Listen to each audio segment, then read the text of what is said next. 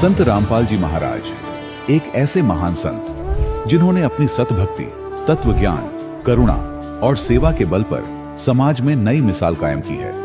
संत रामपाल जी महाराज की अगुवाई में उनके सभी सतलोक आश्रमों से समाज कल्याण के अद्भुत कार्यों ने समाज को सुनहरे भविष्य की एक नई उम्मीद दिखाई है।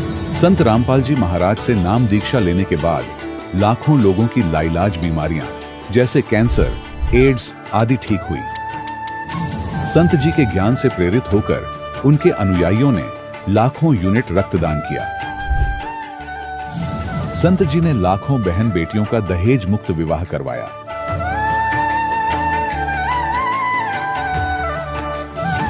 संत जी ने लाखों लोगों का नशा छुड़वाया, करोड़ों उजड़े परिवार बसे।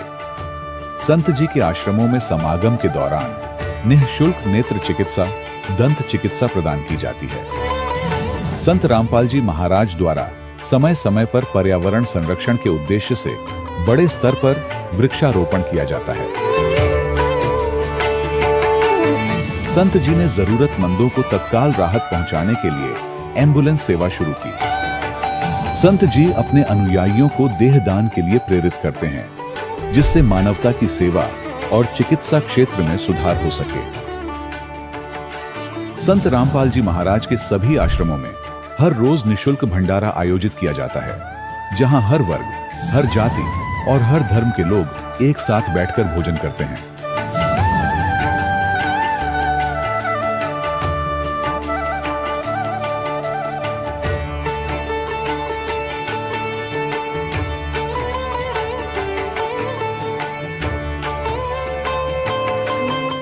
संत रामपाल जी महाराज की अन्नपूर्णा मुहिम ने गरीब और बेसहारा लोगों के जीवन में एक नई ऊर्जा और उम्मीद को जन्म दिया है।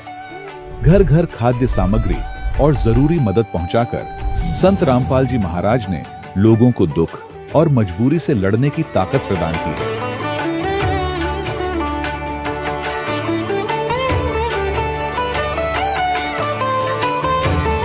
संत रामपाल जी महाराज द्वारा गरीब लोगों के लिए घर बनवाने का अद्भुत कार्य एक ऐसी मिसाल कायम कर रहा है जो सदियों सदियों संत जी की उदारता और दया भावना के तौर पर जाना जाएगा।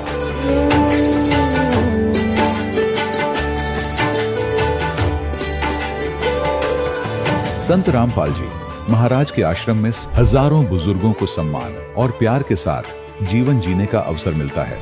उनके खाने, रहने और स्वास्थ्य की पूरी जिम्मेदारी संत रामपाल जी महाराज उठाते हैं। अनाथ बच्चों के लिए संत रामपाल जी महाराज के सभी आश्रम किसी वरदान से कम नहीं। यहाँ उन्हें शिक्षा, संस्कार और भविष्य के लिए बेहतर अवसर प्रदान किए जाते हैं। चाहे बाढ़ हो, भूकंप या महामारी, संत रामपाल जी महाराज और उनके अनुयायी हमेशा ही जरूरतमंदों के लिए सबसे आगे खड़े रहते हैं। कोविड महामारी के दौरान संत रामपाल जी महाराज के आश्रमों से करोड़ों लोगों के लिए भोजन, दवाइयां और जीवन रक्षक सामग्रियां उपलब्ध कराई गई। चाहे गरीब की मदद हो या किसी शोषित और पीड़ित वर्ग के हक और सम्मान की लड़ाई, संत रामपाल जी महाराज ने हमेशा ही उनकी दबी आवाज को सरकारों तक पहुंचाया है और उन्हें उचित न्याय दिलवाने में अहम भूमिका अदा की है। समाज में आध्यात्मिक और सामाजिक मूल्यों के प्रति जागरूकता लाने में संत रामपाल जी महाराज हर कदम पर मानवता के सच्चे सेवक साबित हुए हैं। संत रामपाल जी महाराज का जीवन हमें सिखाता है कि सच्ची सेवा वही है जो निस्वार्थ भाव से की जाए। आइए हम भी इस महान सेवा के कार्य में इस महान संत से जुड़ें और संत रामपाल जी महाराज से नाम दीक्षा लेकर अपने जीवन को धन्य बनाएं।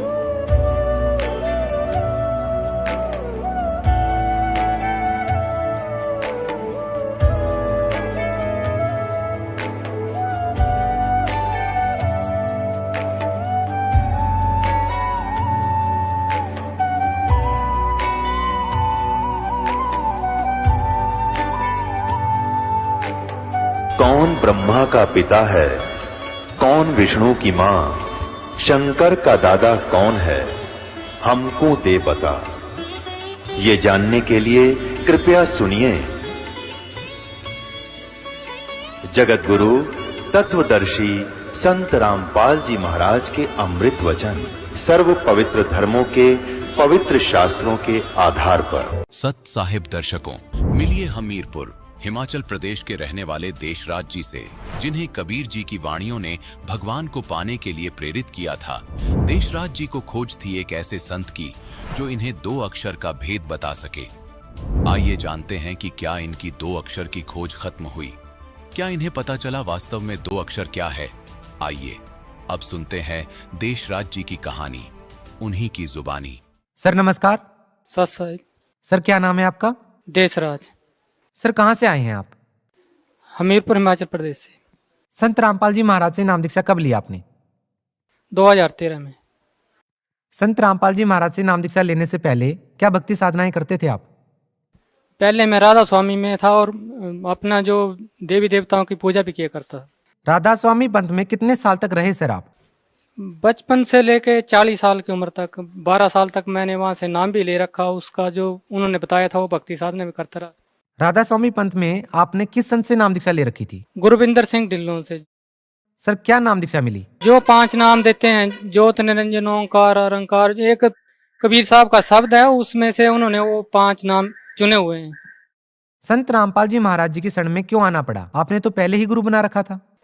मैं पहले यही भक्ति जो संत मत था इसको पहले पढ़ा करता था, गुरु नानक देव को, नामदेव को, पलटू दास को, भक्त रविदास को, और मैं भी वही भक्ति करना चाहता जो उन्होंने की थी। जब मैंने संत रामपाल जी महाराज का एक दिन चैनल के ऊपर सत्संग देखा तो उसमें उन्होंने बताया कि कबीर साहब जो थे वो गुरु नानक देव के गुरु जी थे। मैं उससे पहले कभी ये बात नहीं सुनी थी कि कबीर साहब जो थे गुरु नानक का कोई गुरु भी था। जब उन्होंने ये बात बताई तो मैंने सोचा कि ये संत जो हैं ज़्यादा ज्ञान रखते हैं। फिर मैं उनका सत्संग देखने लगा, उसके ऊपर उन्होंने बताया कि राधा स्वामी पंथ जो है ये गलत पंथ है। फिर मैंने टीवी बंद कर दिया कि ये तो आलोचना कर रहे हैं राधा स्वामी पंथ की, और मैं बचपन से जुड़ा हूँ।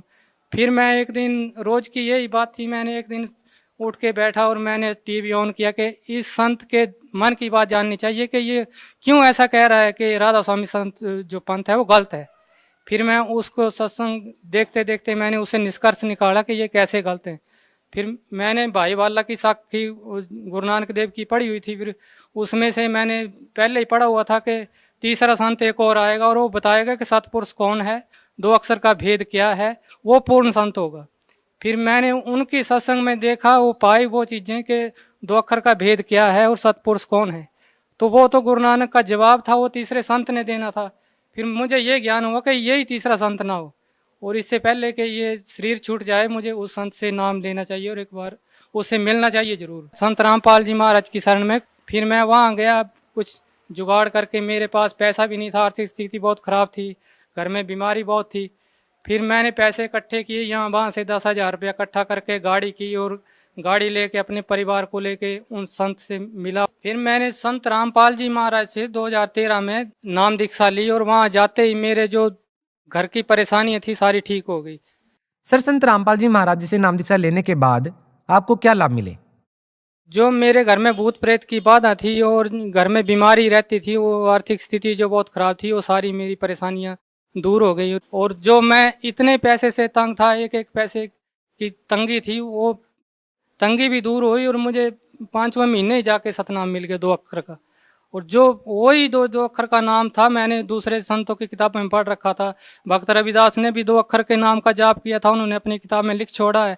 संत पलटू दास ने भी 2 अक्षर के नाम का जाप किया था, अपनी किताब में लिख छोड़ा है। मैंने पढ़ा हुआ था, ब्याह से सारी किताबें ला ला के मैंने रखी हुई थी। और उन किताबों में भी वही लिखा था कि जब यहाँ से मुक्ति होके जाएंगे तो वहाँ उल्ट जाके मिलेंगे परिवार से। पलटू दास ने भी यही लिखा है कि वहाँ परिवार है। और जो व्यास वाले मुझे ज्ञान देते थे कि आपकी ज्योति में ज्योत समा जाएगी, उन्होंने मनगढ़ंत ऐसे कहानी बना रखी थी। उनकी किताबों में तो आज भी वही लिखा रखा है, पलटू दास ने लिखा है कि उल्ट जाई मिले परिवार, वासे कौन कहे संदेश। जो वहाँ चले जाएगा सतलोक में, उसको यहाँ से कोई संदेश नहीं दे सकता है, ना वो वहाँ से आके संदेश दे सकता है कि मैं ऐसे आया ऐसे नहीं आया। और कबीर साहब की जो वहाँ किताब है, संतों की वाणियाँ, आश्रम में संत रामपाल जी महाराज ने उसको पढ़ के सुनाया भी। उसमें भी लिखा है संतों की वाणी में कि वर्ण पलट के हंस किया, उल्ट जाय मिले परिवार। कि यहाँ से कबीर साहब ने जिनको नाम दिया है उनको वर्ण पलट कर उनको हंस बना के यहाँ भक्ति करवाई और वहाँ जाके परिवार में मिलाया। सबसे बड़ा लाभ तो यही है कि मुझे पूर्ण संत मिले हैं अपनी ज़िंदगी में, जिसके लिए गुरु नानक देव जी कह के गए थे कि मैं दोबारा लौट के आऊँगा और तीसरा संत बन के आऊँगा, तीसरे संत की ये पहचान होगी। कबीर साहब ने ये लिखा है कि 600 वर्ष के बाद मैं फिर आऊँगा लौट के और मेरी ये पहचान होगी कि दुखों को दूर करूँगा। सभी संतों ने ये लिखा है, गुरु नानक देव ने ये लिखा है कि दुख पर हरि सुख घर ले जाए। जब पूर्ण संत से आप नाम लेंगे तो दुख वहीं खत्म हो जाएंगे, आप सुख कर ले जाएंगे। और भक्त रविदास ने भी यही लिखा है कि सत एक नाम है आदि अंत सच नाम, दूर करी सब पाप ताप सब सुख न करी खान। जब आपको सत नाम मिल जाएगा तो आपके पाप जो हैं वो खत्म हो जाएंगे और आपको सुख ही सुख होंगे। भगत समाज को क्या संदेश देना चाहते हैं? भक्त समाज को मैं यही संदेश देना चाहता हूँ कि अगर आप पढ़े लिखे हो तो आप व्यास की किताबों को दोबारा से पढ़ो। मैंने भी दोबारा से फिर से पढ़ा कि ये जो संत टीवी के ऊपर ज्ञान दे रहा है, ये तो जो संतों ने पहले भक्ति की है उसके अनुसार ही इसका ज्ञान बिल्कुल संत रामपाल जी का ज्ञान जो है एकदम करेक्ट है। और व्यास वालों का जो ज्ञान है वो जीरो है। उन्होंने खाली अपनी मनगढ़ंत कहानी बना रखी है कि यहाँ से जो जाएगा उसकी ज्योति में ज्योत समाएगी। जब सुखदेव ऋषि की ज्योति में ज्योत नहीं समाई, जिसने गर्भ में योग किया था, तो हमारी कहाँ समाएगी? हम तो यहाँ आके बता रहे हैं गुरु जी के आप समाधि लगाओ और ध्यान लगाओ, वहाँ आपके ज्योति में ज्योत समा जाएगी। ये गलत ज्ञान है। आपने लगभग 12-13 साल से राधा स्वामी पंथ में नाम दीक्षा ले रखी थी। उसके बाद आपने संत रामपाल जी महाराज जी को अपना गुरु बनाया। सर, आपको राधा स्वामी पंथ में संतुष्टि क्यों नहीं मिली? आपने अपने गुरु का कहना माना राधा स्वामी पंथ में, तो फिर आपको लाभ क्यों नहीं हुआ? क्योंकि वहाँ राधा स्वामी पंथ में जितने भी अनुयायी हैं, मेरे सारे परिवार के रिश्तेदार सारे वहाँ के अनुयायी हैं, लेकिन वो एक भी बात का गुरु का कहना नहीं मानते हैं। घर में आके वही भूत प्रेत को मानते हैं। मेरे ऊपर भी कई बार भूत प्रेत उन्होंने लगा छोड़े, परेशान कर रखना बस। आपने अपने गुरु का कहना माना राधा स्वामी पंथ में? हाँ, मैंने तो गुरु को बदलना नहीं चाहता था मैं। तो फिर आपको लाभ क्यों नहीं हुआ?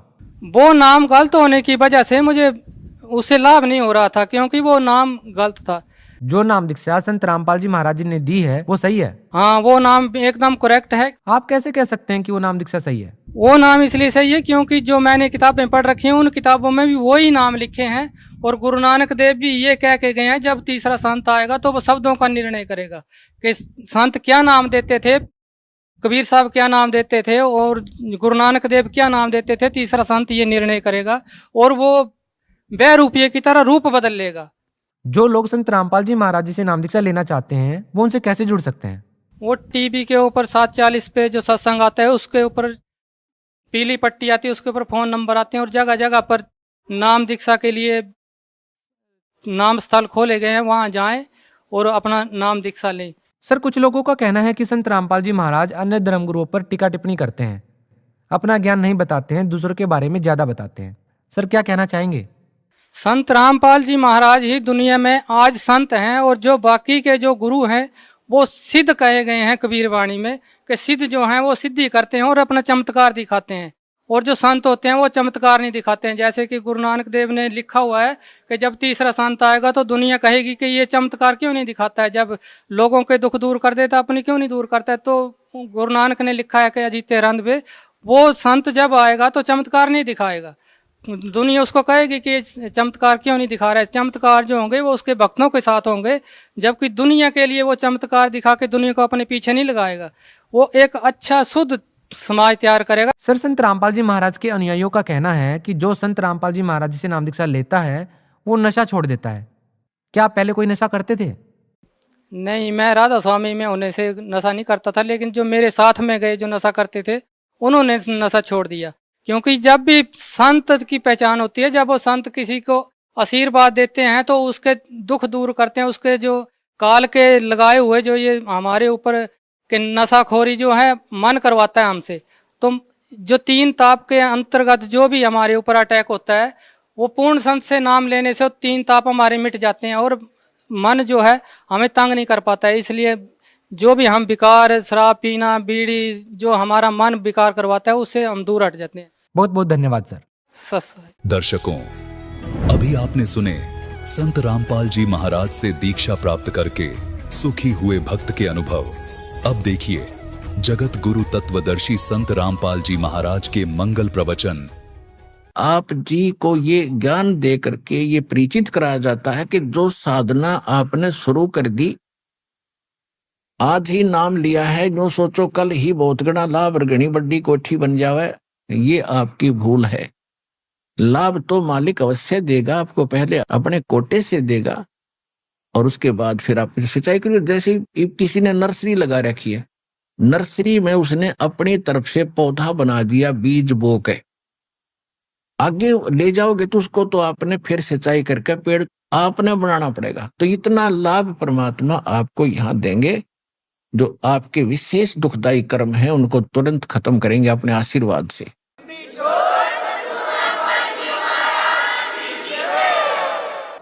उसके बाद फिर आपको ज्ञान से दृढ़ किया जाएगा कि भक्ति करें, बात पड़ेगी, केवल बार बार इस आशीर्वाद से ही पर आश्रित नहीं रहना होगा। आशीर्वाद अपना साथ काम करता रहेगा, ये भी आपके साथ विशेष सहयोग देगा, लेकिन भक्ति आपने करनी पड़ेगी, मर्यादा में रहना पड़ेगा, तभी आपको पूर्ण लाभ इस मनुष्य जीवन का प्राप्त होगा। इस सारे ज्ञान की इतनी सी बात है। अब जो प्रसंग चल रहा है, अब कोई ये वृद्ध अवस्था में आते हैं, क्योंकि वो ज्ञान नहीं सुना था आज तक हमने, और कोई प्रेरित हुए हैं तो गलत नकली गुरुओं के पास जाकर अपना जीवन व्यर्थ कर दिया। कुछ एक ऐसे भी हैं, जैसे गांव में दास ने खूब देखा है, गांव में 99% व्यक्ति ऐसे हैं जो कति भगवान को नहीं चाहते, क्योंकि ज्ञान से किसी वस्तु की चाह होती है। जैसे गांव में पहले भी बच्चों को पढ़ाना नहीं चाहते थे, कोई शिक्षा नहीं चाहता था, हमने वो भी टाइम देखा है। हमारे जो बूढ़े दादे होते थे वो कहते थे इसने तो पाली भेज दे, पशुओं का रुखाला भेज, क्या होगा पढ़ाई की, क्या लेगा पढ़ाई करके। किसी को कहते थे इसको ऐसे कर दो, क्या लेगा पढ़ाई करके, तो उनको ज्ञान ही नहीं था। अब हमने इस शिक्षा का ज्ञान हुआ, तब देख लो सबने बच्चों को कति स्पेशल डाइवर्ट कर दिया उनका दिमाग, ना बच्चे पढ़ाओ, बेटा हो चाहे बेटी। अब उसका ज्ञान हुआ कि इससे क्या लाभ होता है, तो हमने कति समर्पित हो गए, पूरा तन मन धन से बच्चों को पढ़ा रहे। इसी प्रकार जो अब तक ये धारणा बनी हुई थी कि क्या रखा भक्ति में, अपना करो और खाओ, धंधा करो, धंधा करो खाओ, ये तो जरूरी है, मजबूरी है, ये तो आपकी एक जरूरी काम है, ये भी करना पड़ेगा। जब इसका ज्ञान होगा कि इससे क्या लाभ होते, तो हम इसमें पीछे नहीं रहेंगे। हम बगैर ज्ञान के पीछे रह गए, जिसका प्रतिफल आज भोग रहे हैं। घर घर में कैर हो रहा है, घर घर में दुख हो रहे, खेचा तानी लड़ाई, काल तो यही चाहता है, घर घर में दूत भेज रखे, भूत भेज रखे, ये सब की ऐसे चक्कर बांध रखा है। और जहां परमात्मा की भक्ति प्रारंभ हो जाती है, ये भाग जाते हैं, वहां से बहुत दूर भाग जाते हैं। हम अपनी गलती से इनको बुला लेते हैं, अपना नियम तोड़कर, नहीं तो ये वहां रह नहीं सकते जहां भगवान की भक्ति शुरू होगी।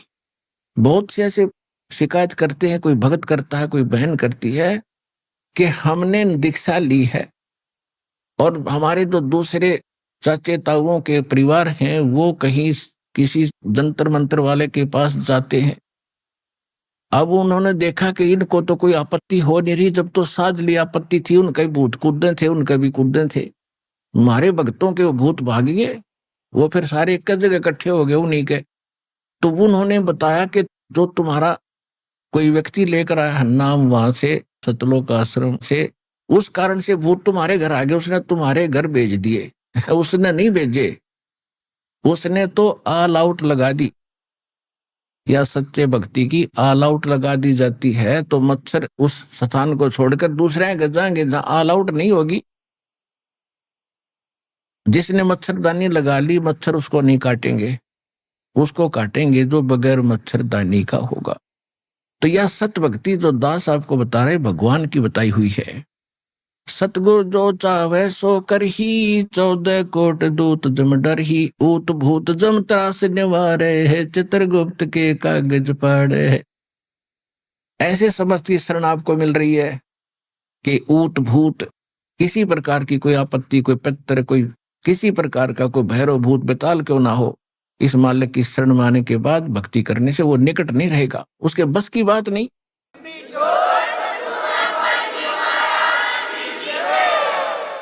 जैसे मच्छर आ नहीं सकते उस औषधि के आसपास जो घर में ऑल आउट लगा दी जाती है, तो सभी बार भाग गए। तो इस प्रकार वो दूसरे फिर दुखी रहेंगे, तो सभी ने जब ऑल आउट लगा ली तो इन भूत प्रेत पितरों का भी उद्धार होगा, क्योंकि ये भी भगवान की आत्माएं हैं। ये कोई अलग थोड़े, ये पहले मनुष्य थे। इनका दुर्भाग्य, इन भक्ति मिली नहीं, भूत प्रेत बनकर धक्के खा रहे, पितर बनकर बैठे और डिमांड करते अपने बच्चों से कि हमारे श्राद्ध निकालो, श्राद्ध खाओगा पंडित जी, पेट भरेगा तेरा। वहां ये वही धारणा इनकी पहले वाली बनी हुई है प्रेत योनि में। वो यही सोचते हैं कि हमें शायद में कुछ राहत मिल जाए। तो अब जो भक्ति दास ने आपको दी है, इस मालिक की भक्ति करने से जो भी जितने आपके पूर्व के भूत पितर बनकर दुख पा रहे हैं, उन सब का कल्याण हो जाएगा। आप भक्ति करते रहो। अपने ऑटोमेटिकली परमात्मा की एक व्यवस्था है, वो अगर दास आपको समझाओगा तो आपके समझ में वो आ नहीं सकती, ऐसी है। आप विचलित हो जाओगे तो अपने आप इनकी छुट्टी होती चली जाएगी, क्योंकि आपको ऐसी भक्ति, ऐसा धर्म कर्म दिखा दिया। और आने वाले 101 पीढ़ी आपकी वो भी पार होगी।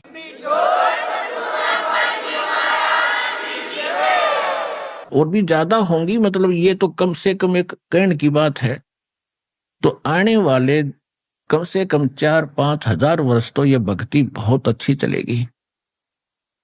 और इस दौरान वो पुण्यात्मा जन्म लेंगे आपके घरों में, जो पहले किसी कलयुग में, जो इस समय में वो पार नहीं हो पाए, और वो चले गए ब्रह्मा विष्णु महेश के लोक में। तो वहां उन्होंने अर्ज की कि हमसे गलती होगी दाता, और उनको सार नाम भी प्राप्त था। देखो, सार नाम लेने मात्र से पार नहीं होगा, पार होगा मर्यादा से। अब सारा कुछ धन ले लिया, बैग में डाल लिया, और गाड़ी में तो उतर गया, कार से नीचे उतर गया, तो पार कैसे होगा? पार तो उस गाड़ी से होना था, वह छोड़ दिया आपने। तो कहते हैं द्वार धनी के पड़ा रहे, धक्के धनी के खावे, 100 काल झकझोल ही पर द्वार छोड़ ना जावे। कहते शिव मंडल ब्रह्मा प्रीचय विष्णु लोक में हो, हमरे गुण भूले नहीं तो आण छुटाऊं तो। अब जैसे सारनाम प्राप्त हो गया, सुख तो आपको होगा ही होगा। अगर आप सत्संग नहीं सुनोगे, ज्ञान नहीं सुनते रहोगे, तो या फिर से आपके ऊपर अज्ञान की परत चढ़ जाएगी, सुख गणे देगा। यू भगवान इन मंत्रों से ऑटोमेटिक सुख होते, और फिर आप भूल जाओगे सब कुछ सुख है, सुख है, सुख है, बस सुख है तो सुख है।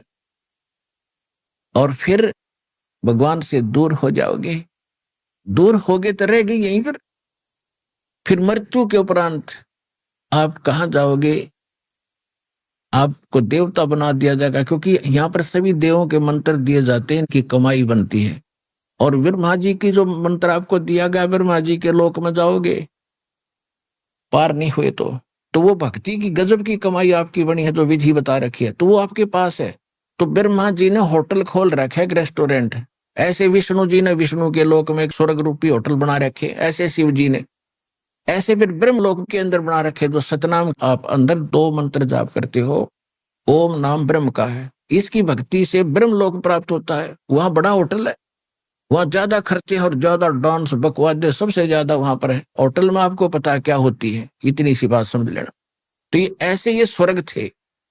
तो ये जाएगी जब आत्मा वहां जाएगी, फिर इसको कुछ वो ज्ञान अंगड़ाई लेगा, याद आएगी, अरे हमने तो सतलोक जाना था, यहाँ तो गुरुजी बताते थे कि ये तो हमारा पूंजी नष्ट होगी, यहाँ पर तो ये तो हमारा धन है वो समाप्त होगा, यहाँ कितने दिन की ठाठ है, मृत्यु के बाद यहाँ भी मृत्यु होगी। तो कहते वहां जाकर जब, हे भोली आत्मा मूर्ख, तुझे वहां भी तूने मुझे पुकार लिया, और मेरे इन गुणों को तू याद रखेगा कि ये तो यहाँ नहीं आना चाहिए था, मैंने गलती कर दी, हृदय से रोएगा, तो वहां से भी तुझे छुटा लाऊंगा। अब जैसे तीनों मंत्र प्राप्त हो गए। अब ऐसा है कि मान ले कोई गलती से रह गया तो मनुष्य जीवन होगा उसका, और फिर भक्ति तैयार मिल लगी। लेकिन दिक्कत तो है ही, मनवाने नाइजीरिया में पैदा हो गया जाकर, फिर वहां संस्कार है, कोई इंग्लैंड में हो गया, फिर वहां कैसे समझावांगे, ना भाषा जानते, ना वो इस ज्ञान से परिचित, ना भगवान से परिचित। तो ये समस्या अपनी बढ़ाने से आपको हानि होगी। इस ज्ञान से आपको सतर्क किया जाता है, इन फाउल पॉइंट से बचना, इन गलतियों से सतर्क होना। तो जैसे ये कलयुग तो चलेगा, ये भक्ति चलेगी 4-5 हजार वर्ष तक, और फिर पूरे विश्व में शांति होगी, वातावरण बड़ा शुद्ध होगा, ये सब हाहाकार मिट जाएगी, और प्यार से रहा करेंगे, भक्ति, और घर घर हवन हुआ करेंगे। इससे प्रदूषण भी ठीक हो जाएगा पृथ्वी का, वायुमंडल का। तो फिर से बाहर से आएगी। दास ने सीडी वगैरह बना रखी है। जब तक ये विज्ञान चलेगी तब तक ये भक्ति मार्ग चलती रहेगी, इससे दीक्षा होती रहेगी। उसके बाद फिर क्या होगा कि लास्ट में ये रह जाते हैं, गफलत कर जाते हैं, सुख गणा हो जाता है, तो उनको फिर भक्ति युक्त रहा नहीं। परमात्मा कहते हैं शिव मंडल पर महापुरी जय विष्णु लोक में हो, और हमरे गुण भूला नहीं तो आण छुटाऊं। तो फिर वो आत्माएं, क्योंकि आगे चल के तो अरबों की संख्या में भक्त होंगे लास्ट में, और भक्ति युग समाप्त हो जाएगा, और उनमें गलती छावेगी, वो रह जाएंगे। तो वहां जाके भी याद कर लिया मालिक को, तो वहां से भी छुड़वा लाएगा भगवान जाकर के, छोड़ो ये हमारा भक्त है, गलती से आ गया। तो वो अब दोबारा उनको जन्म नहीं देगा दाता। उनको क्या करते हैं, एक परमात्मा का मिनी सतलोक है यहाँ एक ब्रह्मांड में, इस काल के लोक में। तो जिस ब्रह्मांड के अंदर सृष्टि रहती है उसी में परमात्मा अपना, जैसे प्रत्येक देश का प्रत्येक देश में राजदूत भवन होता है, तो उनको वहां बीज रूप में इकट्ठा कर देते हैं। यदि वो स्वर्ग में रहते हैं तो उनकी पूंजी खत्म होती है, यदि वो किसी पृथ्वी पाकर राजा बनते हैं तो उनकी पूंजी खत्म होती है भक्ति। तो भगवान ने वहां एक ऐसी व्यवस्था कर रखी है कि उनको ऐसी व्यवस्था में रखते हैं, तो वहां दर रखे आपके बीज बोरी की बोरी भर के जाता ना, उनकी जो पिछले कलयुग में रह गए थे, और पुण्य आत्माएं हैं, उनको पूंजी उनकी खर्च होने नहीं दी, उनको अब आपके घरों में बेटा और बेटी के रूप में भेजेगा। उनके पुण्य तो जो के तो है वह, और आते उनको भक्ति मिलेगी, क्योंकि इसे शुभ संस्कारी बिना ये भक्ति मिल ही नहीं सकती। जो ये मार्ग मिलना कोई बालकों का खेल नहीं है। गरीबदास साहिब जी ने बताया है कि लख बर सूरा जूझ ही, लख बर सावत दे, और लख बर यति जहान में, तब के सतगुरु शरणा दे। तो ऐसे पुण्यकर्मी प्राणी हो जो आप यहां पहुंच रहे हो, और उस समय 600 वर्ष पहले 64 लाख परमात्मा एक्सेस हो गए थे ऐसे, और वो 64 लाख को मालिक चार्ज कर गया था। जैसे दास ने सत्संग के प्रारंभ में बताया था कि वो 64 लाख वैसे ज्ञान से नहीं बने थे, वो तो केवल दुख निवारण होने से डरते परमात्मा के साथ लगे हुए थे, और कुछ दिनों के बाद सुख हो ही जाता है। ये तो एक मालिक का नियम है। अब जैसे कोई एसी कमरे में बैठ गया, एसी लग रहा है वहां, तो वहां तो भूल गया गर्मी है ही नहीं, और उससे बाहर निकल कर देखेगा तो वह न्यू की न्यू आग बरस रही है जून की। तो इस प्रकार जब हम सुखी हो जाते हैं तो हम भूल जाते हैं भगवान को, और जब भगवान की शरण हट जाएगी, जब पता चलेगा उसको वह गर्मी तो न्यू की न्यू थी, वो तो मालिक की कृपा से सुख हुआ था। तो यहाँ परमात्मा हमें याद दिलाते हैं कि वो जो 64 लाख तो पहले आएंगे जो पहले भगवान के भगत बने थे, और वो भगत थे केवल समाधान से, ज्ञान नहीं था। ज्ञान तो सुनते ही नहीं थे, क्योंकि ज्ञानी तमुन न मानने थे आचार्य और शंकराचार्यों को, क्योंकि वो संस्कार जानते थे। लेकिन परमात्मा की लीला, परमात्मा की क्रिया को जीव नहीं समझ सकता। तो उस समय एक धारणक रूप में रह के ऐसा कमाल किया, मुर्दे तक जीवित किए, गाय काट दी थी। सिकंदर लोदी ने गर्भवती गाय को काट दिया था और कहा था यदि तू भगवान है, अल्लाह है, तो इसको जीवित करके दिखा। हमारे हजरत मोहम्मद ने गाय जीवित कर दी थी, वो भगवान का पैगंबर था, अल्लाह का रसूल था। परमात्मा कहते हैं हम मोहम्मद को वहां ले गयो सतलोक में, और इच्छा रूपी वहां नहीं रहो। उल्ट मोहम्मद महल पठाया, इस शरीर में वापस भेज दिया, और गुज बीरज एक कलमा लाया, रोजा बंग नमाज दे रे, उन बिस्मिल की नहीं बात कही रे। कहते मारी गौ शब्द के तीरम, ऐसे होते मोहम्मद पीरम। और कहते हैं हजरत मोहम्मद जी ने गाय मार दी थी वचन से, क्योंकि परमात्मा के संपर्क में आने के बाद उस प्राणी में कुछ स्वतः सिद्धियां आ जाती है। और इस प्रकार जब परमात्मा उनको साथ लेकर गए सतलोक में, फिर वापस छोड़ा तो हजरत मोहम्मद जी में स्वतः सिद्धि आ गई कुछ, जिस कारण से उन्होंने एक बार तो एक बकरे को मार दिया, ऐसे मंत्र बोलकर कंकर मार दिया, मर गया। और वो बकरे वाले ने हा हुल्ला मचाया, लोग इकट्ठे कर लिया कि इसने मेरा बकरा मार दिया। सिद्धि का गरीब आदमी होते थे, हजारों लोग इकट्ठे हो गए, तूने क्या किया, तुझे दंड देंगे, इसका खर्चा पूरा कर। हजरत मोहम्मद जी ने मंत्र से वो बकरा जीवित कर दिया। वो जीवित हो गया तो महिमा फैल गई, वह बड़े महापुरुष आए। फिर किसी ने कहा कि हम जब जाने गऊ को मार के जीवित कर दे। कुछ लोगों ने शर्त रख दी, हजरत मोहम्मद जी ने वह गऊ मार दी, वचन से सबके सामने मर गई। हजारों व्यक्ति दर्शक थे। अब जो परमात्मा के संपर्क में आने से वह सिद्धि थी वह खत्म हो गई। जैसे चुंबक के साथ में कोई अन्य लोहे को थोड़ी देर रख दे तो उसमें अस्थायी चुंबक बन जाता है, पर वो चुंबक वाला काम सदा नहीं कर सकता, कुछ दिनों के बाद वो उसकी खत्म हो जाती। तो हजरत मोहम्मद जी के अंदर वह जो शक्ति थी वह खत्म होगी, गाय जीवित हुई नहीं। तब हजरत मोहम्मद जी ने कहा था अल्लाहू अकबर, अल्लाह कबीर, मेरी इज्जत रखो भगवान। कहते हैं जब हम मोहम्मद याद किया रे, हमारे को मोहम्मद याद किया रे, शब्द स्वरूपी हम बेग गया रे, और मुई गऊ हमने तुरंत जवाई। तब मोहम्मद के निश्चय आई, तुम कबीर अल्लाह दरवेशा, तब मोहम्मद का गया अंदेशा। परमात्मा कहते हैं जब उस पर गौ जीवित नहीं हुई और अंदर जाके अपना स्थान जो बना रखा था पूजा पाठ का, उड़ चिल्लाया, रोया, अर्ज करी मेरी इज्जत रखो अल्लाहू अकबर, हे अल्लाह कबीर। तो उस दिन के बाद ये अल्लाह कबीर कहने लगे, अल्लाहू अकबर कहने लगे। तो कहते वो भी हमने जीवित करी थी, हम शब्द स्वरूपी गए थे, केवल मोहम्मद जी को दिखाई दे रहे थे और को मैं तीख नहीं रहा था। और वो गाय भी मैंने जीवित की थी, भ्रम यही हुआ था कि मोहम्मद जी ने जीवित कर दी। तो सिकंदर लोदी ने कहा था तू बातें बहुत बनाता है, इसको जीवित करके दिखा। ऐसे परमात्मा दूसरे मुसलमानों को कहा करते थे कि वो गाय भी हमने जीवित की थी, इसलिए वो गाय काटी गई थी कि अब जीवित करके दिखा हमारे सामने। 4 टुकड़े हो गए थे, गौ माता के गर्भ में बच्चा था वो भी कट गया था।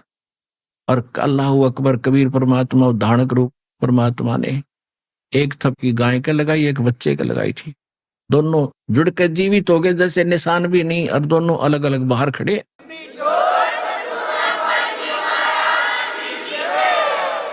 ला कर बाल्टी ठोक दी दूध की, कहने लगे पियो गऊ अपनी अम्मा है, इस पर छुरी ना बहा, गरीबदास की दूध को सभी आत्म खा। बोलो सतगुरुदेव कबीर साहिब की जय।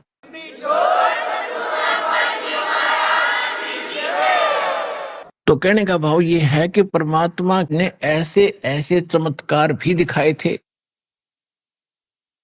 और इन चमत्कारों से प्रभावित होकर के लाखों की संख्या में लोग भी जुड़ गए थे।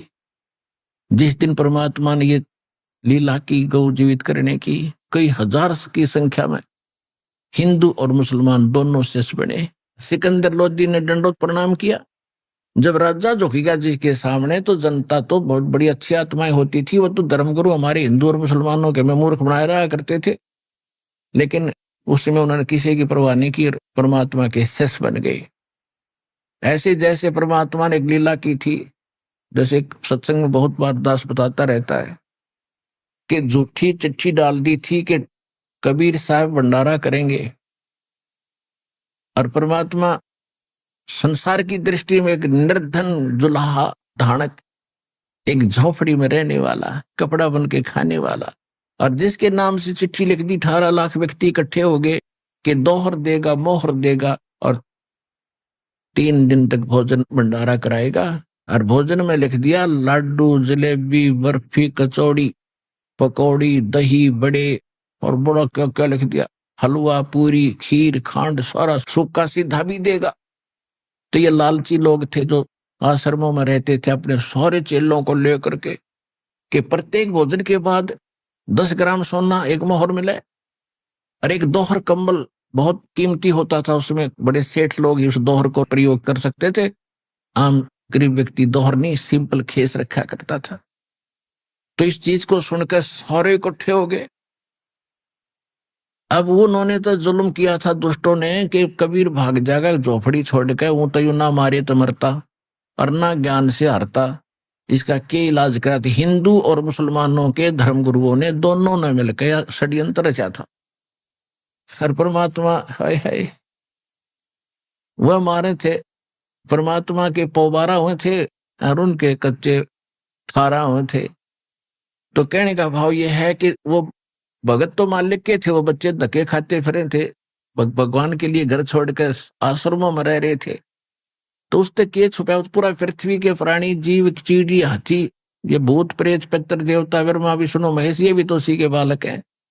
हिंदू मुस्लिम सिख ईसाई जैसे हम बट गए अलग से, तो सभी धर्मों के वो धर्म भगत सोफी संत वहां आगे। पहले तो अपने उन बच्चों को बढ़िया भोजन कराया, के स्वरूप बना के अपना एक सेठ का बंजारे का, और 9 लाख बैलों के ऊपर जैसे गधों पर बोरे डाले करते हैं, थैले डाल देते हैं, ऐसे बैलों के बड़े बड़े बोरे होते थे, तगड़े तगड़े बैल होते थे उस समय।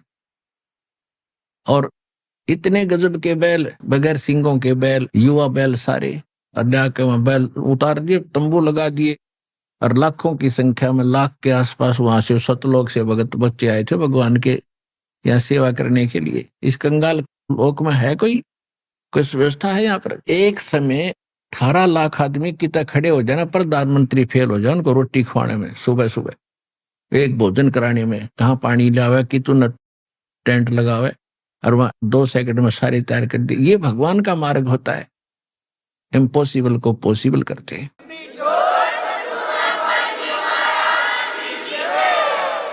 तो कहने का भाव ये है कि उन्होंने तो जुल्म किया था, कबीर भाग जाएगा, और परमात्मा चाहो थे कांड दे उन मूर्खा ने, अरे ज्ञान तो दे दूंगा, अपना भोजन तो कराना है, मैंने अपने बच्चों को और बढ़िया कराऊंगा। वहां भी तो वही दे रहा सबको, तीनों लोकों में प्रवेश करके सबका धारण पोषण जो करता, गीता अध्याय नंबर 15 के श्लोक नंबर 17 में बताया है, वो है असली भगवान। तो वो परमात्मा घर भी वही दे रहा है, इस आश्रम में भी वही आपको खिला रहा है, उन आश्रमों में भी उनको वही दे रहा था। यहाँ आगे तो बढ़िया अपने बच्चों को वहां पर हलवा खीर पूरी लाडू जलेबी सब कुछ खिला रहे हैं, और दौर मोर और दे दी बेच बेच के, और कुछ दिन सुख कर सांस ले लेंगे। ये मूर्ख भक्ति तो इनके पास है नहीं, फिर भी प्रेरणा परमात्मा के लिए भटक रहे हैं। तो वही भक्त वो परमात्मा के बच्चे 18 लाख इकट्ठे होकर, और 8 पैर यानी 24 घंटे परमात्मा ने खड़ा होकर लेक्चर दिए। 2 डुप्लीकेट रोल, एक केशव रूप में, एक कबीर धानक रूप में। केशव प्रश्न करता है कि हे कबीर जी, इसे गंदे लोक में आप क्यों आ गए? आप इनका हित चाहते हो, ये आपकी दुर्गति करें, छोड़ो इस गंदे लोक न, चलो अपने लोक में। ये लोग मानन के नहीं है, विष्टा जिनके उदर में ये मगन फिरे दिन रात, गरीबदास केशव के जमसर जिनकी घात। तो कबीर साहब कहते हैं कि केशव तू नहीं जानता मेरे दर्द को, इनने भांग पी रखी है, और नशा किया हुआ बालक अपने पिता पर भी हाथ उठा देता है, और जब उसका नशा उतर जाता है वो नेक आत्मा अक्षमा याचना करते हैं। तो इन कई नशा हो रहा भाई, इस नशे न तारने आया हूं मैं, जब इनका नशा उतर जाएगा फिर देखिए मेरी कैसी रिस्पेक्ट करेंगे। तो 24 घंटे तक परमात्मा प्रवचन कर रहे थे। अब वो खाना खाओ फिर आ बैठे, खाना खाओ फिर आ बैठे, क्यों अच्छी लगे ज्ञान। कहते हैं कई लाख ने, 15-16 लाख व्यक्तियों ने उस दिन परमात्मा की शरण ली। बच्चे जो भटकते फिर रहे थे उनको चार्ज कर दिया, वो मंत्र दे दिया, अब जाओ, हर सारी उम्र का धन दे दिया। उस दिन तो अच्छा रोटी खाई होंगी उनने, मोर लेने के मारा ने और दौर लेने के मारा ने, तो वो भी दे दिया धन। अगले तुम आश्रमों में मरो हो, वहां भी यो नाम ये जप लियो, और यो धन दे दिया, मांग का मत खाइयो। तो इस मालिक की लीला को आप नहीं समझ सकते, क्योंकि आपने भगवान मिला ही नहीं, ना भगवान की पहचान हुई, ना कोई वो साधना मिली जिससे परमात्मा ऐसे सुख हमें दिया करता है। जो दास आपको बताना चाहता है कि इस प्रकार 15-16 लाख उस दिन हो गए, ऐसी बहुत सी मालिक ने, जैसे एक शेख तकी की लड़की मृत हो गई थी। तो सबसे ज्यादा विरोध वो शेख तकी सिकंदर लोधी का धार्मिक गुरु जो था, पूरे मुसलमानों का इंचार्ज था वो, और उसकी लड़की मर गई थी, वह कब्र में दबा दी। मुसलमान पीर था वो। उसने ये शर्त रख दी कि यदि मेरी लड़की को जीवित कर देगा तो मैं इसको अल्लाह अकबर मान लूंगा, अल्लाह कबीर खुदा रहा है। तो परमात्मा ने कहा कि सब आसपास के लोगों को इकट्ठा कर लो, कहीं ये फिर अविश्वास पैदा ना कर दे जनता के। कोई हजार की संख्या में, लाखों की संख्या में लोग इकट्ठे हो गए आसपास के क्षेत्र के। देखेंगे भाई कोई संत आया हुआ है और एक मरी हुई लड़की को जीवित करेगा, कब्र से निकाल के, काफी समय से डाल रखी थी वह। तो परमात्मा ने वो कब्र फुड़वा के और परमात्मा ने अपने आशीर्वाद से लड़की जीवित कर दी। और उस लड़की ने खड़ा होकर 1.5 घंटे तक प्रवचन किए उस परमात्मा की आशीर्वाद से। कहा कि बोली जनता, ये भगवान आए हैं, ये अल्लाह अकबर आए हैं, ये मुझे 4 जन्म पहले मिले थे और वो आज मुझे वो याद आ रही है इन्हीं की कृपा से। मैंने इनकी 4 वर्ष भक्ति की थी, उस मंत्रों की, उससे मुझे लगातार 3 मनुष्य जन्म मिले। और फिर अब मनुष्य जीवन मेरा शेष नहीं था, खत्म था। 84 लाख योनियों में मैं जाने की तैयारी कर रही थी। इस परमात्मा ने मुझे वापस ला करके जीवित किया है। आंखें खोल लो और पहचान लो इस भगवान को।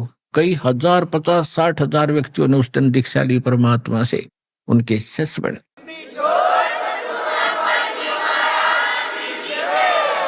तो जो दास आज आपका बताना चाह रहा था, अब उसके आसपास पहुंचा हूं।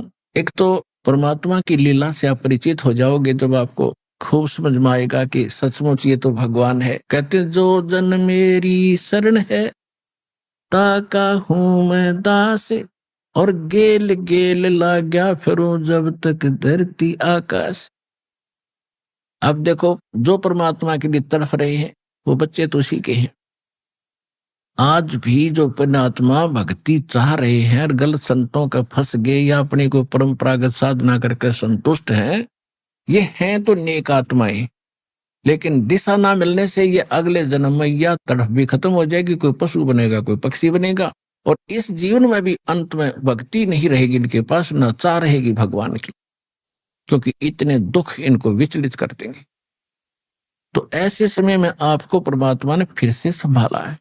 एक कथा सुनाता हूं। आदरणीय गरीबदास साहिब जी गांव छुड़ानी, जिला झज्जर, हरियाणा में उनका जन्म हुआ। तो वहां जब 10 वर्ष के थे, वह गौ चरा रहे थे। परमात्मा इस सतलोक से, जैसा उसका विधान लिखा है वेदों में कि परमात्मा अपने ऊपर के लोक में रहता है, वहां से गति करके आता है, अच्छी आत्माओं को मिलता है और उनको उपदेश देता है, दीक्षा देता है, ज्ञान देता है, अपने से परिचित कराता है। इसी उद्देश्य से उस पुण्यात्मा गरीबदास जी को मिले, सचखंड लेकर के ऊपर का सारा ज्ञान कराया, दिखाया, सुनाया। और फिर अंत में मैं चिता पे रख दिया था गरीबदास जी को अंतिम संस्कार करने के लिए। मृत जान के आत्मा ले गए थे भगवान, शरीर मृत हो गया था। फिर परमात्मा ने उसी समय जीवित कर दिया, उनको आत्मा वापस भेज दी थी। उस गरीबदास साहिब ने फिर परमात्मा की महिमा कलम तोड़ गाई और उनके अंदर बहुत सी सिद्धियां भी मालिक की कृपा से आ गई थी। एक समय एक बेरी गांव है, जिला झज्जर में, एक बेरी नगर, छोटा सा कस्बा सा हो गया, पहले गांव था।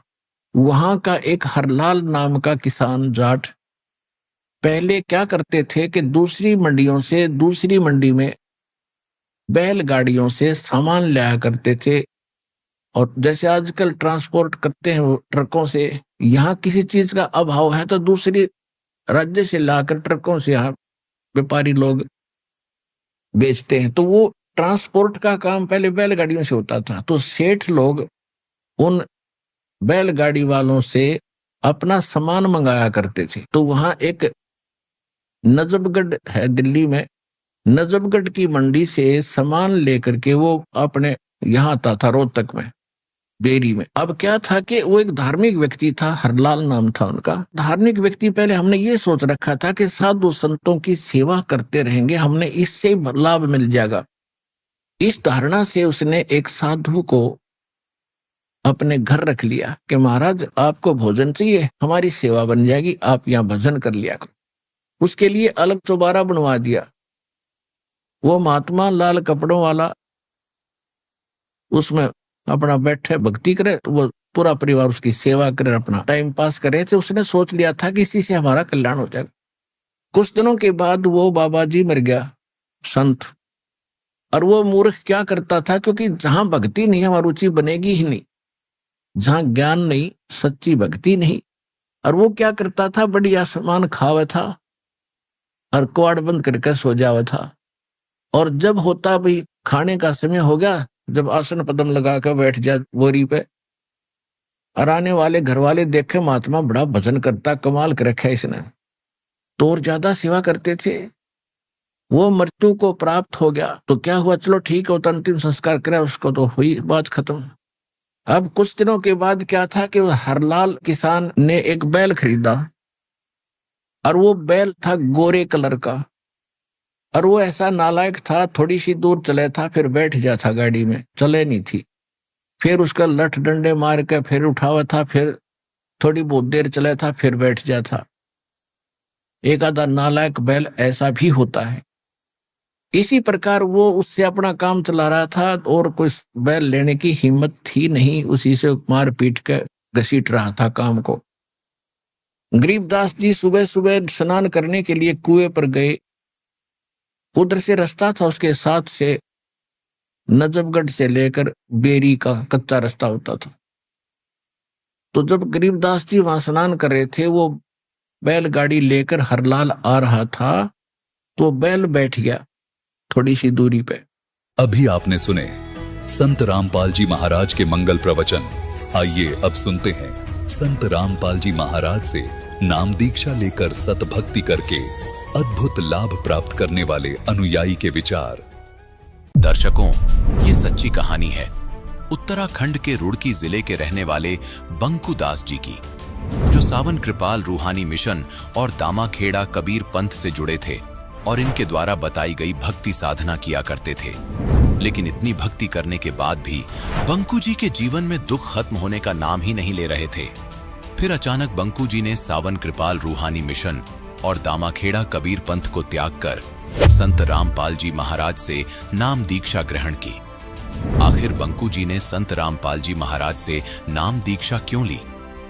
आइए जानते हैं बंकू दास जी की सच्ची कहानी, उन्हीं की जुबानी। नमस्कार सर। नमस्कार जी। सर क्या नाम है आपका? मेरा नाम बंकू दास है सर। बंकू दास जी, आप कहाँ से हैं? रुड़की से हूँ जी, जिला हरिद्वार उत्तराखंड से। सर संत रामपाल जी महाराज से नाम दीक्षा आपने कब ली? 28 मार्च 2018 में ली सर। सर संत रामपाल जी महाराज से नाम दीक्षा लेने से पहले क्या आप कोई भक्ति साधना भी करते थे? जी सर, संत रामपाल जी महाराज से नाम दीक्षा लेने से पहले मैं 16 साल सावन कृपाल रूहानी मिशन में रहा। राजेंद्र जी महाराज से नाम दीक्षा ली थी और उसके बाद 4 साल दामाखेड़े में रहे जी। और जो साधना वहाँ से उन्होंने बताई वो साधना करी। वो साधना करने के बाद भी हमें दुखों का पहाड़ टूटता रहा। सर फिर क्या कारण बना कि आप संत रामपाल जी महाराज की शरण में आए? सर जी, हम जो है संत रामपाल जी महाराज की शरण में आए। हमारे एक मित्र हैं जो मतलब सावन कृपाल रूहानी मिशन में थे, उन्होंने संत रामपाल जी महाराज से नाम दीक्षा ली थी। और उसके बाद उनके हम संपर्क में जैसे आए, उन्होंने हमें ज्ञान गंगा पुस्तक दी, कहा कि भाई ये पुस्तक पढ़ो और जो तुम्हारे घर में जो दिक्कत परेशानी है, मतलब एक संत रामपाल जी महाराज ही पूर्ण संत है धरती पर जो मतलब इस चीज़ से निजात दिला सकें। तो हमने वो ज्ञान गंगा पुस्तक पढ़ी। हमें थोड़ा ये लगा कि कुछ नहीं है, क्योंकि दामाखेड़े में बताते थे कि भाई ये तो जो है ना एक संत है जो मतलब शास्त्रों को पढ़ पढ़ के बताएगा और मतलब जो है इस तरह की कुछ उन्होंने अनुराग सागर के अंदर जो फेरबदल कर रखा वो लिख रखी बातें। हमने सोचा मैं कि भाई ये तो कुछ नहीं है। हमने उन भगत को भी कहा कि भाई आप गलत चले गए, क्योंकि हम पहले एक ही मिशन में थे, सावन कृपाल रूहानी मिशन में हम दोनों थे। तो वो तो चले गए संत रामपाल जी महाराज की शरण में और हम दामाखेड़े में चले गए। उसके बाद वो लगे कहने कि भाई आप जो है मतलब संत रामपाल जी महाराज की शरण में आ जाओ, आपका जो है संकट सारा मतलब जो है यहाँ ही निमट सके और कहीं नहीं निमट सकता। तो हमने कहा कि भाई आप गलत चले गए, आप जो है मतलब जो है इधर दामाखेड़े में आओ कि यही गद्दी है मतलब जो कबीर साहब जी मतलब कह गए थे भाई दामाखेड़े में मतलब उनका वह है। तो लगे कहने कि चलो भाई कोई बात नहीं। फिर मेरी भगतमती दिक्कत लगी करने और हम जो है क्या नाम निकला है परेशानी होने लगी। हमने सोचा कि भाई चलो देख लेते हैं। तो मैं अपनी भगतमती को नाम दीक्षा दिलाने के लिए लेकर आया नामदान केंद्र रुड़की पे। उसके बाद मैंने सोचा कि भाई जैसे नियम परमात्मा ने नियम जो लिख रखे हैं और संत रामपाल जी महाराज की जो नियम मर्यादा है वो मैंने सुनी, तो मुझे अच्छा लगा कि भाई ये तो नियम मर्यादा जो गुरुजी बता रहे संत रामपाल जी महाराज, ये तो जगत वालों को भी करनी चाहिए। तो मुझे वो अच्छा लगा। संत रामपाल जी महाराज से नाम दीक्षा लीजिए मैंने। सर फिर संत रामपाल जी महाराज से नाम दीक्षा लेने के बाद क्या आपको लाभ भी मिले? हाँ जी, संत रामपाल जी महाराज से नाम दीक्षा लेने के बाद हमें बहुत लाभ मिले सर। मेरे एलर्जी थी पूरे शरीर में और मेरे शरीर पर भी सोजा आ चुका था, मेरे खून में इन्फेक्शन हो गया था, आंखों में भी एलर्जी हो गई थी और मेरे बहुत बड़े बड़े मतलब जख्म हो चुके थे। मैं हरिद्वार में एक डॉक्टर है उनके यहाँ भी इलाज करा, रुड़की में भी इलाज करा, फिर मैंने एम्स में इलाज करवा, मेरी रिपोर्टें वगैरह भी थी वो मैं सर भूल गया। और उसके बाद मैं बहुत परेशान हो गया था, 5 साल से मेरा एलर्जी रही, मुझे कोई आराम नहीं मिला। मेरा हलवाई का काम है सर, मैं भट्टी पर जैसे बैठता था मेरे बेचैनी हो जाती और मैं रात को मतलब बिस्तर में भी, सर्दी के महीने बिस्तर में भी नहीं पड़ सकूँ था क्योंकि मेरा बहुत परेशानी होती। तो मैं संत रामपाल जी महाराज की शरण में जैसे आया तो मुझे उस एलर्जी से भी मतलब आराम मिला और मैं बिल्कुल ठीक हूँ सर अब जा। और मेरा माइग्रेन का दर्द था सर, वो बचपन से ही था और बहुत दर्द होता था। मैं दवाई लेकर मतलब काम पे जाता था सर, दवाई के बिना मेरे से काम नहीं होता। भट्टी पे बैठने से मतलब एक तो एलर्जी परेशान कर रही थी, ऊपर से माइग्रेन का दर्द और घर का खर्चा उठाना। घर में मतलब इतनी आर्थिक स्थिति नाजुक थी, 5 लाख रुपए कर्ज हो चुके थे सर घर में। मतलब जितने सैने सट्टे हैं जहाँ भी अपनी भगतमती को ओपरे के लिए भूत बाधा ठीक कराने के लिए लेके जाते थे सर, किसी ने बर्तन बिकवा दिए, किसी ने मतलब चीज़ें बिकवा दी और हम मतलब इतने कर्जबंद हो चुके थे इस चक्कर में सर कि 5 लाख रुपए सिर हो गए और हम बीमारी से परेशान। जब संत रामपाल जी महाराज की शरण में आए, एक तो जो मेरी बीमारी थी अब बिल्कुल ठीक है सर, मैं बिल्कुल ठीक हूँ और मेरा वज़न भी बहुत बढ़ चुका था, कम से कम 80-90 किलो मेरा वज़न होगा था सर, मेरे सारे शरीर पर सोजा था। मेरी साथ वाले भी ये कहते थे कि बंकू अपना इलाज करा ले, तू मतलब बहुत वज़न बढ़ रहा तेरा और तुझे कुछ ना कुछ दिक्कत है, मतलब फिर समस्या खड़ी हो जाएगी। तो सर मैंने एम्स में अपना इलाज करा लेकिन वहाँ से भी कोई राहत नहीं मिली, 5 साल में परेशान रहा। फिर उसके बाद संत रामपाल जी महाराज से नाम दीक्षा लेने के बाद मुझे राहत मिली सर और अब मैं बिल्कुल ठीक हूँ सर। संत रामपाल जी महाराज से नाम दीक्षा लेने के बाद मुझे अब कोई परेशानी नहीं है सर। और एक मेरा बेटा है, स्कूल में बच्चा गया हुआ था तो वहाँ से फ़ोन आया कि भाई आपके बच्चे को मतलब कोई दिक्कत हो रही। तो जैसे हम घर बच्चे को लाए तो हमने देखा कि जैसे बाथरूम में गया तो बाथरूम में जैसे ही गया वो पेशाब करने के लिए तो बाथरूम के रास्ते खून के कतरे कतरे आ रहे थे सर। और इतनी परेशानी हम संत रामपाल जी महाराज से नाम दीक्षा ले ली थी हमने उस टाइम, शुरू में ही ये बात है क्योंकि हम इतना वो नहीं थे हमें ज्ञान। तो हमने सोचा कि भाई चलो ये तो भाई जैसा है मतलब काटना पड़ेगा, दिखा लेते हैं डॉक्टर को। तो जब मैंने डॉक्टर साहब को दिखा, डॉक्टर साहब ने टेस्ट लिखे, हमने टेस्ट कराए डॉक्टर साहब के कहने पर, हेमंत डॉक्टर के यहाँ। तो उन डॉक्टर साहब ने जो टेस्ट करे हुए टेस्ट हमने फिर डॉक्टर को दिखाए तो उन्होंने कहा भाई एक किडनी है बच्चे की मतलब सिकुड़ रही है इन्फेक्शन के कारण, आपको उसका इलाज कराना पड़ेगा लंबा। मतलब ये कोई इलाज तो इसका है नहीं पर यह है कि फिर भी हम कोशिश करते हैं, मतलब जो भी हमारे से होगा हम इसका इलाज करेंगे। तो जी ये दिक्कत बढ़ती रही, कई महीने तक इलाज चला सर। और इलाज चलने के कारण फिर जो मतलब हमारे पैसे भी काफ़ी लग गए। एक तो हमारी आर्थिक स्थिति बहुत कमज़ोर थी, हमारे पास पैसे की दिक्कत थी। तो हमने सोचा भाई क्यों ना हम परमात्मा से संत रामपाल जी महाराज से इसकी प्रार्थना लगाएं। तो हमने संत रामपाल जी महाराज से प्रार्थना लगाई। प्रार्थना लगाने के बाद वहाँ से आदेश आया कि भाई कल मतलब जो आप इसका वो करना जो संत रामपाल जी महाराज के यहाँ से। तो परमात्मा के यहाँ प्रार्थना लगाने के बाद फिर मतलब जो है हमने इसका दिखाया, दोबारा टेस्ट कराए कुछ दिन के बाद। तो फिर दोबारा इसकी रिपोर्टें जो थी वो नॉर्मल आई सर। डॉक्टर ने कहा कि भाई कोई दिक्कत नहीं है, मतलब जो है ये मतलब नॉर्मल है और आपको मतलब जो है ताकत वगैरह की दवाई खा सकते हो। फिर हमने कोई दवाई नहीं ली सर उसकी। सर डॉक्टर ने ये बताया था कि ये ठीक नहीं होगा, ये किडनी इसकी मतलब ऐसे ही रहेगी। तो हम संत रामपाल जी महाराज की शरण में आए। जब संत रामपाल जी महाराज से हमने प्रार्थना लगाई, अब बच्चा बिल्कुल ठीक है सर, अब रिपोर्टें इसकी सब नॉर्मल हैं और बच्चा बिल्कुल तंदुरुस्त है, स्कूल जाता है, मतलब कोई दिक्कत नहीं है, ना कोई दवाई खाता है सर। संत रामपाल जी महाराज से नाम दीक्षा लेने के बाद हमें बहुत सारे लाभ मिले सर। लाभ तो इतने हैं कि मैं बताऊं तो मतलब टाइम कम पड़ जाएगा, लेकिन लाभ नहीं बता पाऊंगा सर। लाभ बहुत हैं, परमात्मा शरण में आने के बाद बहुत लाभ मिले सर। सर ये आप इसकी रिपोर्ट देख सकते हो बच्चे की। मैंने ये 9 साल का मेरा बेटा है रोहित, और मैंने ये इसकी टेस्ट वगैरह जो कराए थे, अभी ये सब नॉर्मल है सर इसके। ये डॉक्टर ने कहा था कि ये ठीक नहीं हो पाएगा, इसकी किडनी हमेशा ऐसी रहेगी, और इसकी किडनी सुकड़ी भी थी सर। अब बच्चा बिल्कुल नॉर्मल है, स्कूल जाता है, खेलता खाता है, बिल्कुल तंदुरुस्त है बच्चा, कोई दवाई नहीं खाता, ना कोई दिक्कत परेशानी। अब ये बिल्कुल ठीक है बच्चा। संत रामपाल जी महाराज ने हमें इतने लाभ दिए कि बच्चे को मतलब जो है बिल्कुल कोई दिक्कत नहीं है सर, और ना कोई दवाई खाता है सर। ये आप देखते हो सर, ये देखो, ये बच्चे के टेस्ट वगैरह हैं जो सारण डॉक्टर के यहाँ से कराए गए हैं। सारण डॉक्टर के यहाँ इसका इलाज चला है, रुड़की में बच्चों का सबसे बड़ा डॉक्टर है सर। सर जी मैं कैटरिंग का काम करता हूँ, हलवाई काम। एक बार मैंने कैटरिंग पकड़ी थी 2.5 लाख में, और 1,10,000 रुपये मुझे दे के वो मतलब उन्होंने महीनों लगा दिया, पैसे दिए नहीं, पैसे को उनके पास बनाने। उसके पापा जी जो लड़की थी, उन्होंने जो मुझे कैटरिंग दी थी, वो लड़की भी मतलब अपने शादी का जो बंदोबस्त है उसने खुद किया, और उसका भाई और उसका पापा दारू पीते थे, उनकी नाजुक स्थिति थी, पैसे का कोई बंदोबस्त नहीं हुआ, और मैं इतना परेशान होगा कि मेरा 1,40,000 रुपये फंस गए। मैं क्या करूं? मैंने किसी न किसी तरह वो कैटरिंग की थी, मेरा परमात्मा ने दया करी, वो कैटरिंग मेरे पास आई, लेकिन पैसे की व्यवस्था नहीं बनी। तो हमने संत रामपाल जी महाराज से प्रार्थना लगाई कि भाई परमात्मा जो करेंगे वो ठीक होगा। तो संत रामपाल जी महाराज से प्रार्थना लगाने के बाद हमने कहा कि हमारे 1,40,000 रुपये फंसे हुए हैं और मिल नहीं रहे। वो कह रहे कि भाई हमारे पास तो है नहीं, हम कहाँ से दें। तो जी वहाँ से आदेश आ कि भाई कल पता करना, परमात्मा दया करेंगे। तो भगत जी शाम के टाइम उनका फ़ोन आया कि भैया आप जो है 1 लाख अपने जितने 1,40,000 रुपये हैं अपने आपके ऑफिस से ले जाना, जिसने मुझे वो कैटरिंग दिलाई थी। सर मैं वहाँ गया 5 बजे के करीब, वो मुझे 1,40,000 रुपये उन्होंने दिए। एक लाभ ये मिला सर मुझे। परमात्मा पल पल पर लाभ देते हैं, पल पल पर परमात्मा रक्षा करते हैं। आर्थिक स्थिति तो बहुत नाजुक थी सर, घर में मतलब खाने की भी दिक्कत थी। एक टाइम मतलब जो है आटा था, दूसरे टाइम नहीं था सर, और घर में बहुत परेशानी थी। हम कर्जबंद थे सर, हम दुनिया से कर्जा लेते थे, और जितना भी हमारे पास था मतलब बर्तन भांडे जो थे सब हमने बेच दिए थे।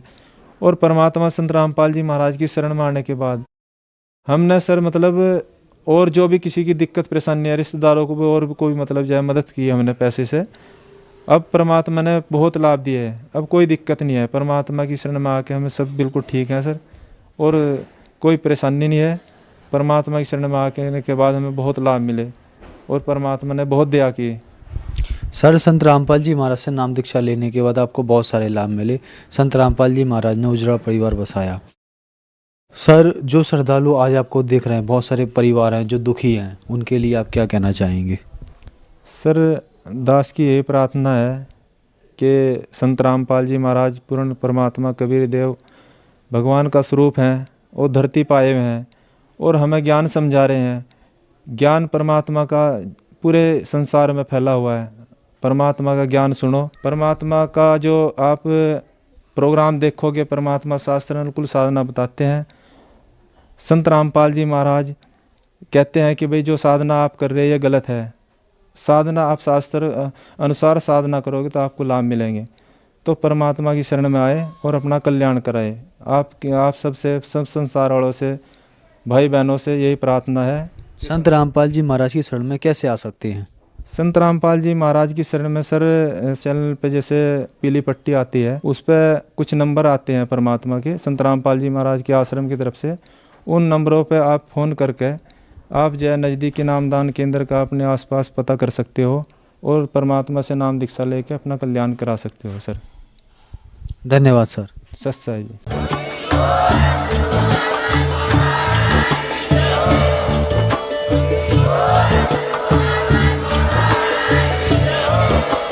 आप सुन रहे थे जगत गुरु तत्वदर्शी संत रामपाल जी महाराज जी के मंगल प्रवचन। अधिक जानकारी के लिए विजिट कीजिए हमारी वेबसाइट www.jagatgururampalji.org। संत रामपाल जी महाराज जी के शुभ आशीर्वाद से पूरे विश्व भर में 500 से भी ज्यादा नाम दीक्षा केंद्र हैं, जिन पर संत रामपाल जी महाराज जी द्वारा ऑनलाइन निःशुल्क नाम दीक्षा दी जा रही है। अपने नजदीकी नाम दीक्षा केंद्र का पता करने के लिए संपर्क करें 8222880541।